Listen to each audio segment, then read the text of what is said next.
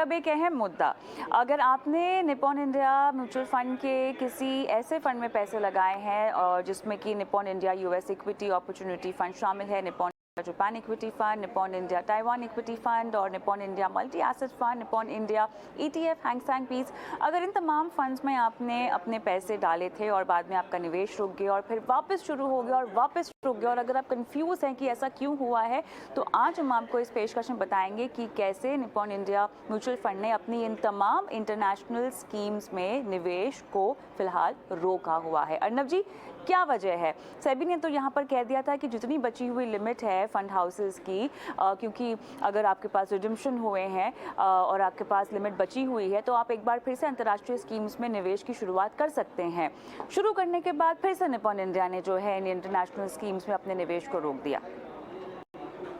जी, हमें समझना होगा ये कि जो सेबी की गाइडलाइंस है वो क्या कहती है एग्जैक्टली, क्योंकि उसी में जवाब है ये पूरे प्रश्न का कि फिर क्यों रोक दी गई। जब सेबी ने पहली बार रोक लगाई थी तब उन्होंने कहा था कि ओवरऑल जो 7 बिलियन का जो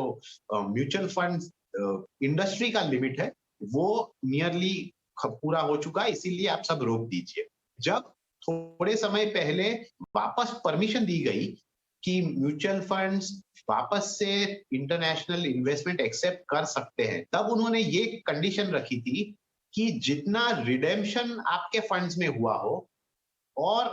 कॉर्पस कम हुआ हो बिकॉज ऑफ द रिडेम्पशन, उतने अमाउंट तक आप नया इन्वेस्टमेंट ले सकते हैं। तो अब इसके चलते निप्पॉन इंडिया ने ऑब्वियसली अपने फंड्स में निवेश शुरू कर दिया, और अब क्या हुआ है कि फ्लोज वापस शुरू होने के बाद ये जो लिमिट कम हुई थी वो वापस पहले के लेवल्स तक पहुंच गई है, तो इसीलिए फंड हाउस ने वापस इसे रोक दिया है। तो मेरा मानना है कि क्योंकि इंटरनेशनल फंड्स में बहुत रिडेम्पशन नहीं हुआ होगा, तो हम देखेंगे कि शायद दूसरे फंड हाउसेस जिन्होंने वापस शुरू किया था वो भी शायद एक बार उनको जब लिमिट वापस हिट हुए तो वो रोक लेना पड़े। इसीलिए निवेशक को ये ध्यान में रखना है कि क्या वो निवेश कर सकते हैं और कब तक कर सकते हैं, क्योंकि वापस एक बार फिर से एटलीस्ट निप्पॉन इंडिया के फंड्स में निवेश आप नहीं कर सकते।